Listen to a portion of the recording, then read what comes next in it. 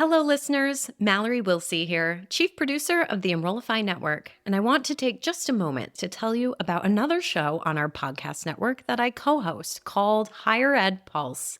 Higher Ed Pulse is your weekly spotlight on the latest in higher education marketing and enrollment. From headline news to social posts, insider insights to industry observations, join yours truly and Seth Odell as we share top stories from across the world of higher education. Each bite-sized 15-minute episode is packed with personality and designed to bring what's top of mind to the top of your feed. You can subscribe to the show by visiting podcast.enrollify.org or just search Higher Ed Pulse wherever you get your podcasts.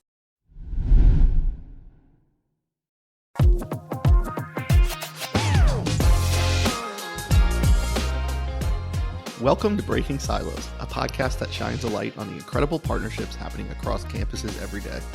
I'm your host, Shane Baglini from Muhlenberg College. Join me every 2 weeks for discussions with some of the best minds in higher ed marketing, enrollment management, student affairs, campus leadership, and more. Breaking Silos is part of the Enrollify Network, a robust collection of podcasts designed to help higher education professionals like you grow. Explore our other shows at enrollify.org or check out some of my personal favorites linked in the show notes below. Enrollify is made possible by Element 451, the next generation AI student engagement platform, helping institutions create meaningful and personalized interactions with students. Learn more at element451.com. Welcome to Breaking Silos. Today I am joined by Courtney Skiles, Director of Recruiting and Admissions, and Joanna Fritz, Director of Marketing and Communications from Trinity Valley Community College. And we're here to talk mascots.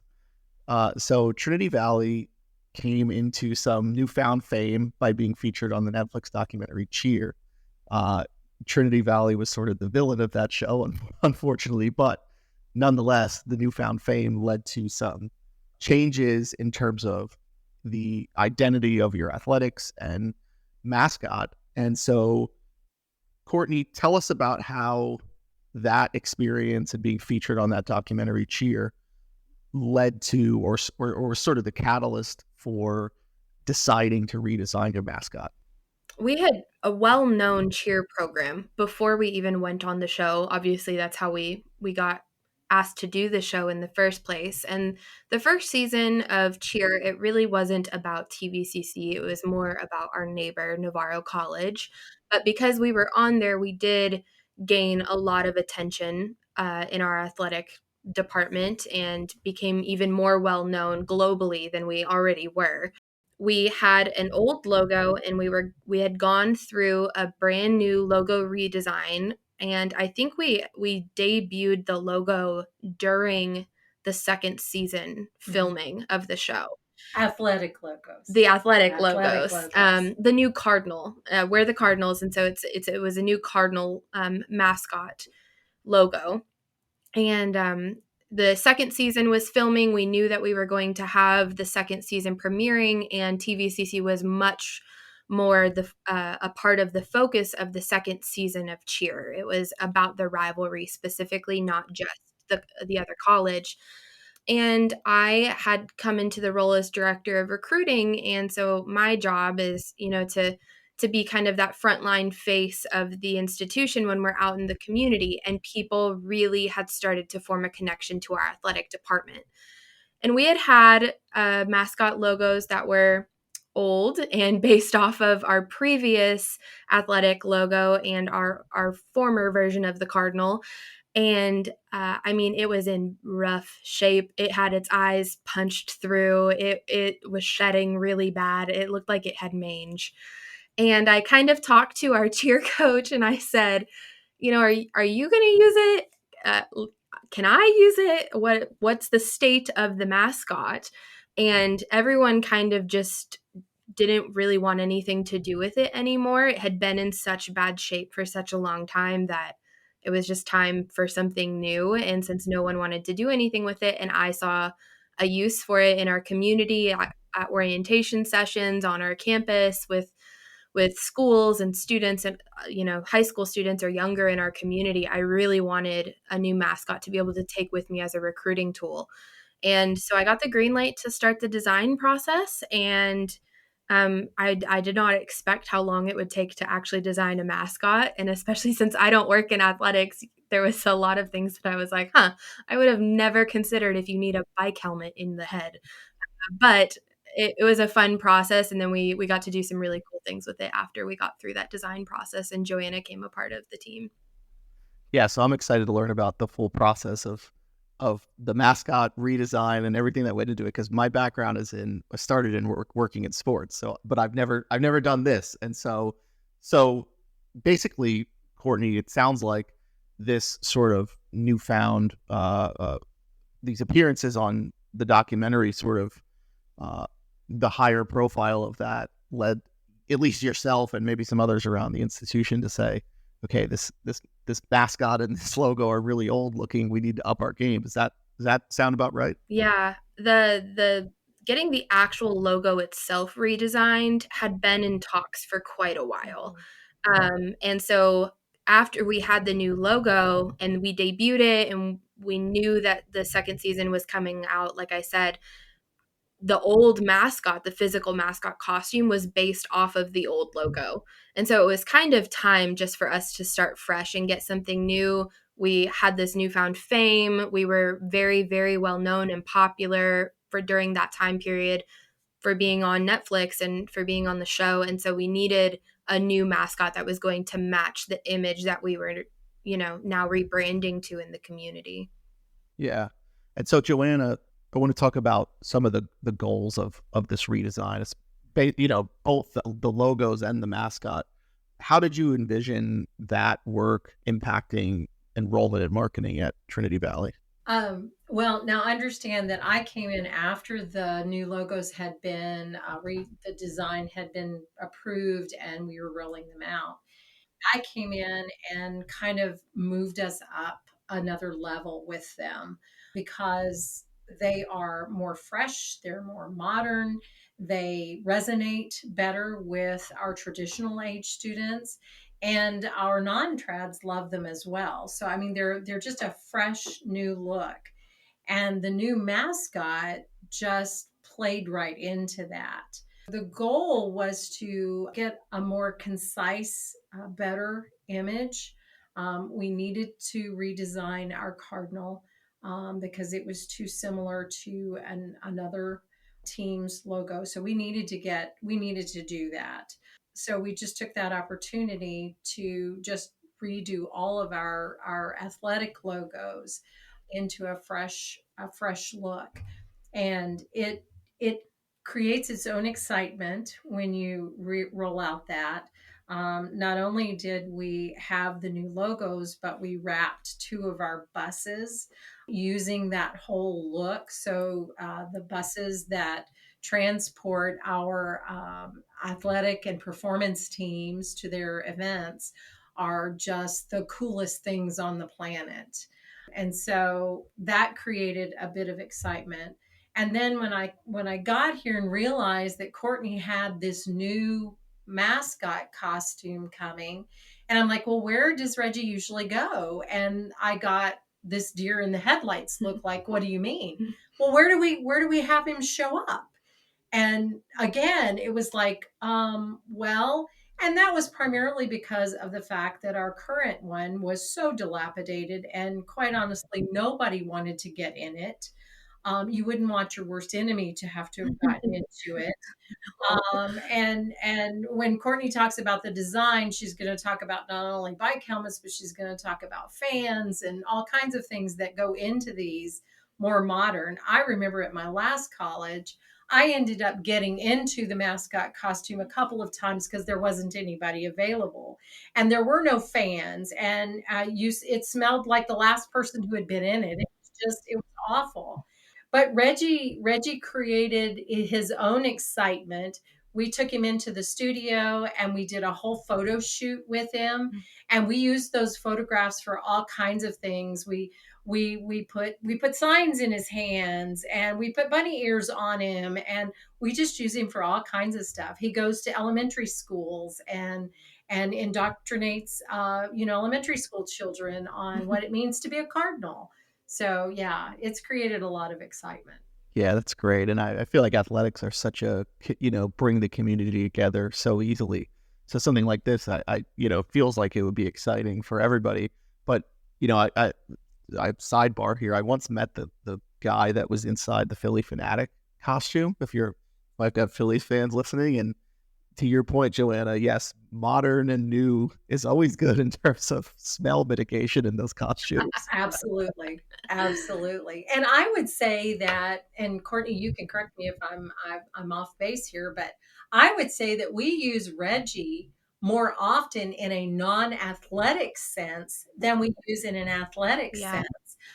Because he's kind of the icebreaker for us in a lot of situations. Yeah, he's kind of an ambassador for Trinity. That's great. And that's, most people, I think of the mascot in an athletic context. He's a part of the Spirit program, and Reggie is, and he can do that.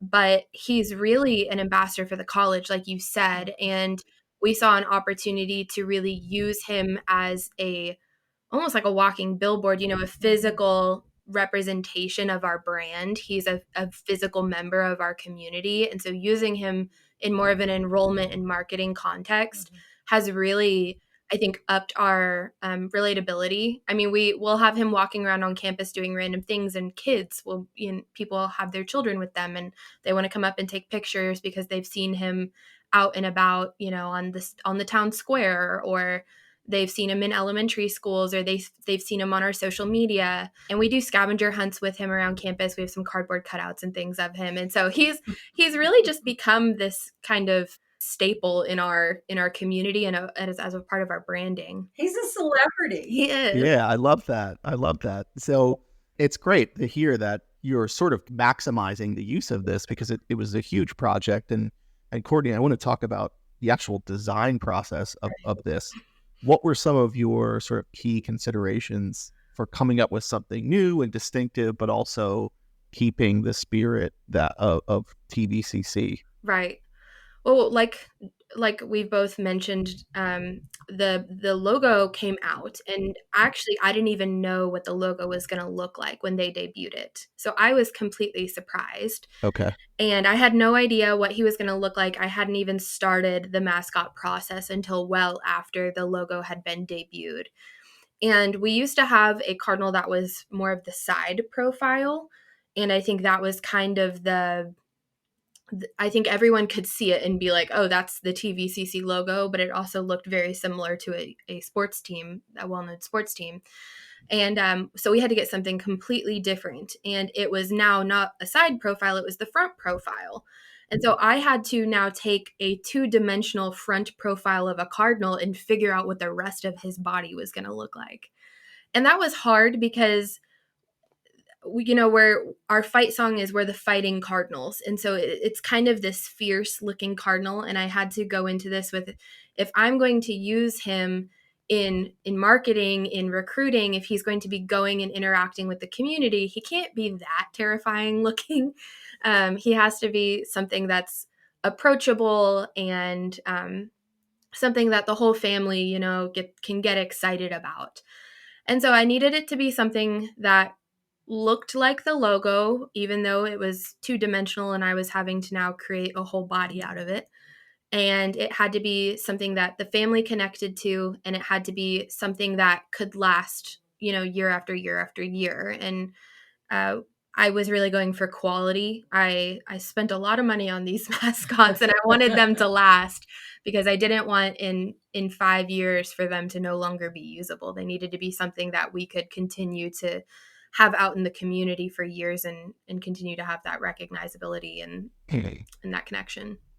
Well, he turned out great, because I've been on your Instagram, and he looks great. So thank you. Good job taking a 2-dimensional cardinal and making it 3D. And families do love Reggie. Reggie was a mummy at our trunk or treat this past fall, and children and adults flocked to him to have their picture made with him. Yeah. So he is very approachable. I Although love he it. is fierce. He is fierce. Yeah. He's actually about 7 feet tall. If you see, wow, he's massive. Yeah. So he's huge. Okay. He's so huge. that's fierce. A 7-foot tall cardinal would be fierce. Yeah. even though things were older and maybe a little outdated, there's still a connection for a long time to those old logos and the old mascot. Can you both talk about, Joanna, I'll start with you, from a community feedback standpoint, any challenges that you came across in terms of accepting the new mascot, the new logo? And then Courtney, I'll go to you second on in terms of the process and the internal stakeholders involved. Yeah.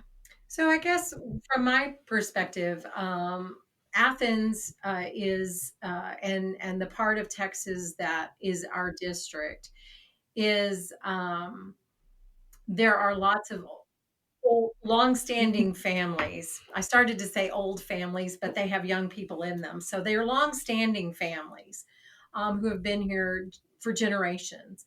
As you would imagine, with a group like that, change is hard because we don't want to give up, what we had. Having said that, Trinity Valley over its history has had several changes already. We went from Henderson County Junior College to Trinity Valley Community College. And in that process, the logo changed for the college. And then there was a different college logo that came about. So in recent memory, even our longstanding families could remember the transition between that. And so I don't think that there was as much difficulty accepting the new brand as there may have been because we had already been through those changes. Plus, the way they were rolled out with the buses, the wrapping of the buses, and the logos, we used them everywhere so that people became very accustomed to seeing them and associating them with us. I think that helped a lot as well. And then when Reggie showed up, well, he was just the cherry on the top. Yeah. Hey, it's Mallory. Exciting news! I'm hosting the Engage Summit in Raleigh on June 25th and 26th, and I'd love to meet you there. Together, we'll dive into the mind of the modern student, what fires them up, how they interact, and what they expect in today's digital age, and how tools like AI help put them in the driver's seat of their education. We have some terrific speakers, including our closing keynote, New York Times bestselling author Jeff Selingo. Sessions will dig into practical ideas and innovative strategies to get your team more student-centered and ready to adopt AI. And many of your favorite Enrollify hosts are presenting too, like Jamie Hunt, Jenny Lee Fowler, and Brian Gross. Use the discount code Enrollify50 for an extra $50 off your registration. Learn more and register at engage.element451.com. We can't wait to see you there. I think something else that also really helped was the mascot didn't have a name before. It was just the cardinal, and I think people might have called him Big Red at some point. And so we didn't really try to introduce Reggie as this replacement for something that had previously been. He came onto the scene, and we used him as a new introduction into the community. So it wasn't like we were replacing what people had been used to. He was just this brand new facet. And that was, I think, really helpful as well for people to be like, oh, there's this new thing that TVCC is doing. Oh, and we rolled that out as a suspense. Mm-hmm. So the week before, we dropped all these hints on social media about he's coming, can't you wait? And we didn't say what or who was coming, just he's coming. And then all of a sudden, the day we revealed him, he just appeared on campus and had his picture made with different folks, the president and different students and administrators and faculty. And those were posted to social to introduce Reggie. And I think it's Reginald B. Cardinal is his official name. That's his legal name. That's great. I love it. So Courtney, you hit on this a little bit. This was a major undertaking that I think you probably maybe weren't aware of how much of an undertaking it was going to be when you started it. So can you walk us through kind of the start to finish of this? How long did it take?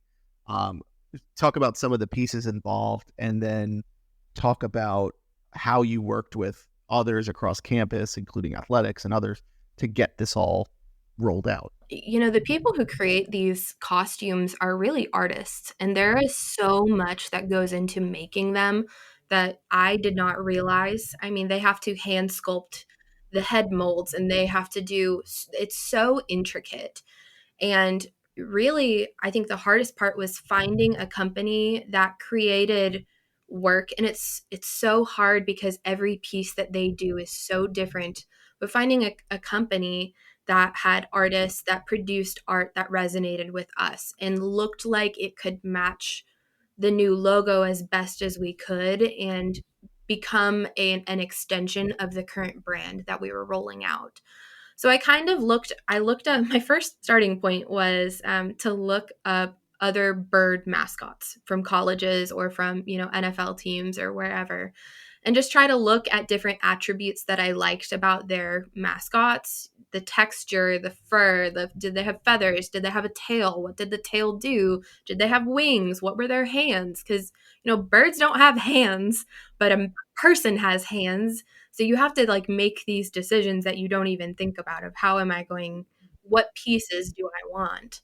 And we found a company, and we had to go through the whole RFP process and getting multiple bids, and that comes with kind of this preliminary design phase as well, where you give them information about what you want this person to look like. Do you want them to look angry? Do you want them to look happy? Do they wear shoes? Do they wear clothes?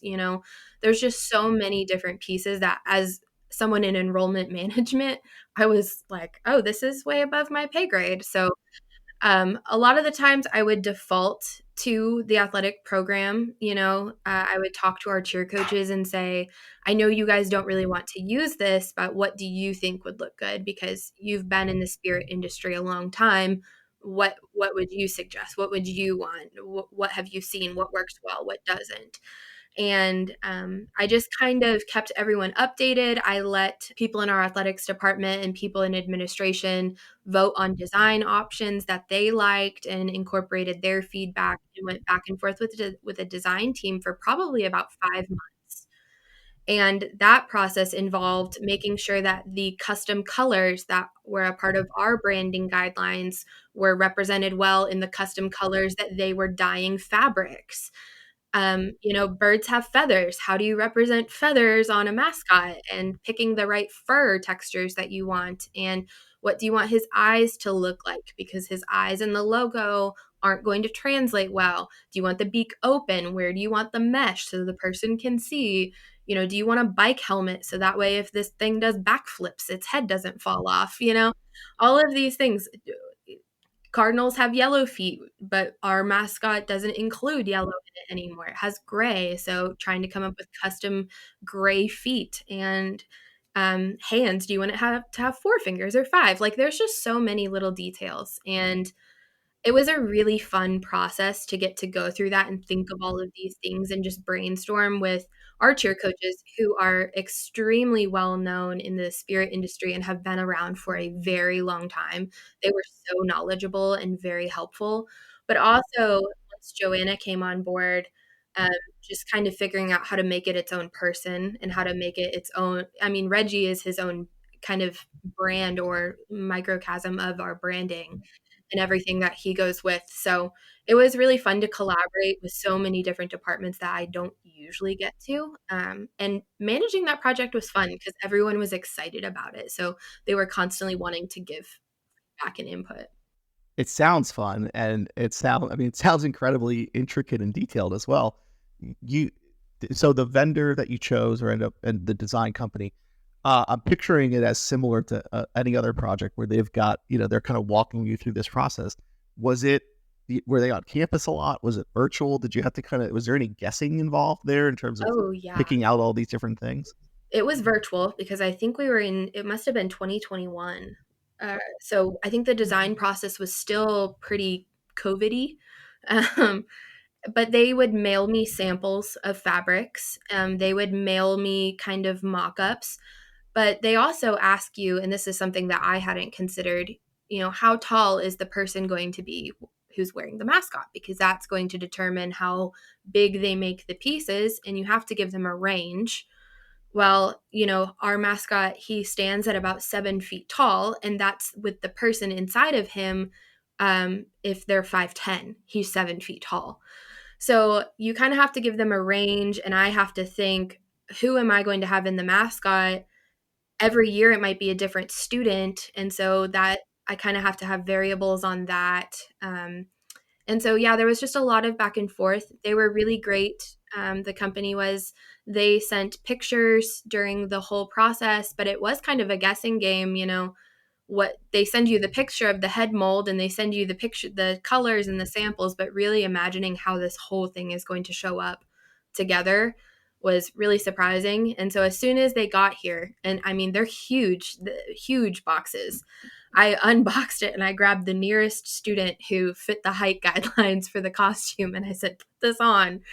And we got to see it for the first time. And it was really fun because no one else in the office knew that he was going to be there that day. And so it was fun to see all of that work over the months that it took to get to that point, all of a sudden standing in front of you. It was really cool. That's great. So when people go in the mascot costume, I'm getting into weeds here on mascots.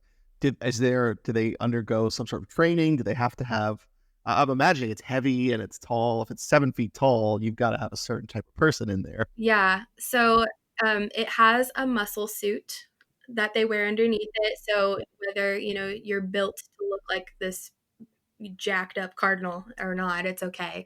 So it has pecs and some delts, some serious delts and biceps. So Reggie's buff. He's buff. Yeah, he's been in the gym. Yeah, he's buff. He's been in the gym. And then it has kind of like sweatpants actually that you wear. His legs are sweatpants. We have ice pack bodysuits that go inside of it as well, which are very heavy once you freeze them, but it's Texas and you're in a mascot. So you kind of need some ice in there. And then we have rechargeable fans in its head. And as a part of the recruiting and admissions department, I run a student leadership program. And within that leadership program, if students fit the height requirement and they want to, they have the opportunity to kind of do a little bit of an audition to be Reggie.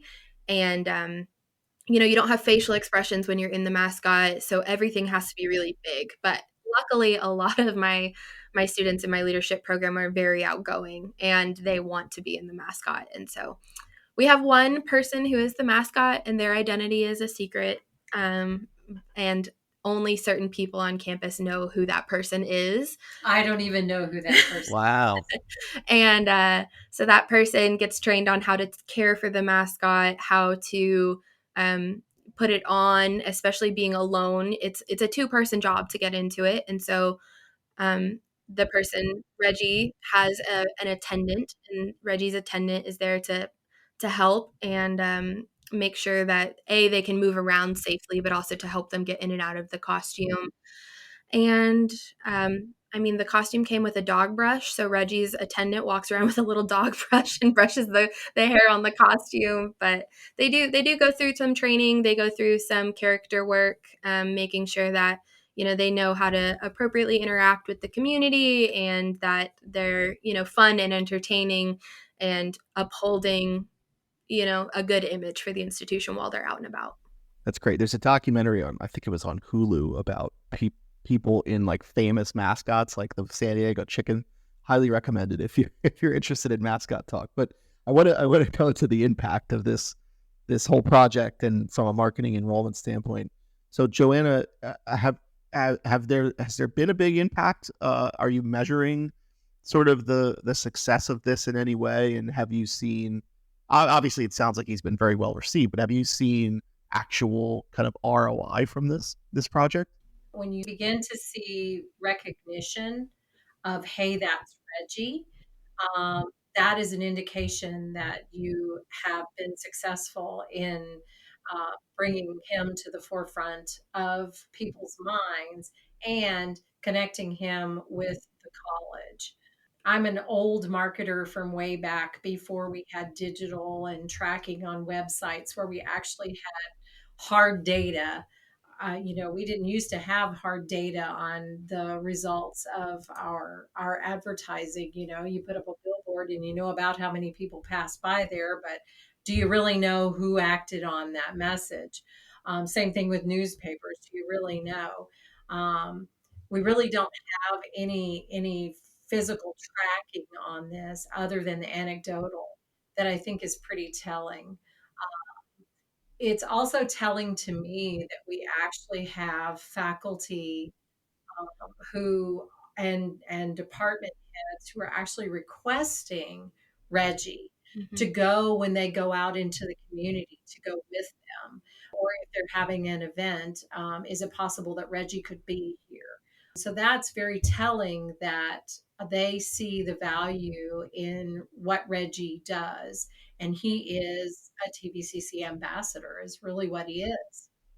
Yeah, that's great. I mean, you came away from this with a community engagement sort of tool, and somebody that people of all ages want to see and want to take pictures with, and it's just a great way to sort of ingrain TVCC in the community, it sounds like. Yeah, I think more anecdotal data, when we take them into schools and parents come home and are posting pictures of their kids with Reggie, or he, made an appearance at an event and now there's pictures on Facebook.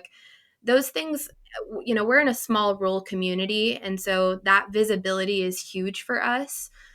Just people being able to connect with us in a physical aspect. It might not be able to be managed or documented with clicks or time spent on a post, but we know that he is bringing a piece of the college campus and the college community out with him wherever he goes.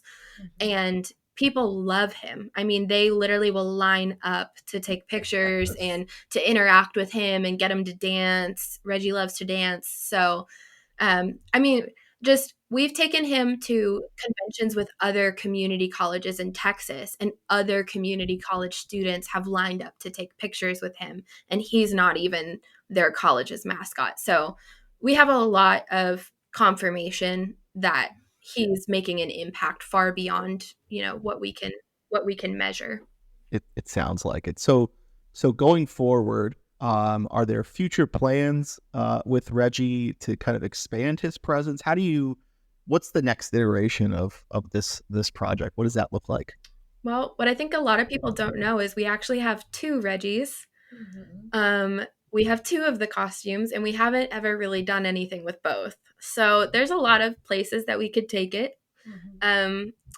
If we wanted Reggie to be in two places at once, but also who knows who would eventually join the Cardinal family in the future. We haven't had that discussion, but it's an opportunity. And I think definitely Joanna always has ideas. I always have ideas. I want to put him in a Big Tex costume and make him be Big Tex from the Texas State Fair and put him on the side of a building. But Joanna told me no. There might be copyright infringements there. There might, yeah. But we've started projects where he's on some doors and windows around campus, pictures of him, and we have, like I said, cardboard cutouts that we move around, and they do giveaways and prizes if you take a selfie with Reggie. But I don't know. What do you have planned? Well, you just never know what I've got up my sleeve. At some point, I can see a marketing campaign where we use Reggie. And we plan out about a year, just like Courtney's office does. And so we're beginning to plan spring, fall 25's, marketing. You never know. You might see Reggie on a billboard someday.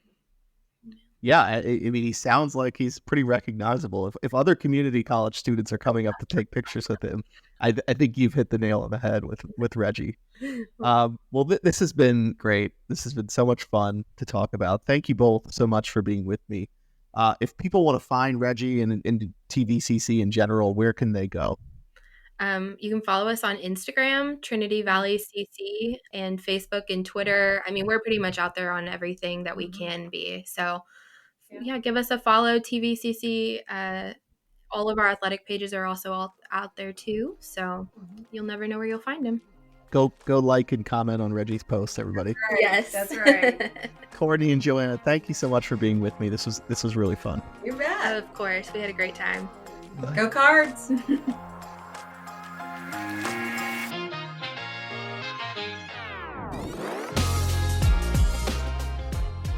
Breaking Silos is part of the Enrollify podcast network. If you like this podcast, chances are you'll like other Enrollify shows too.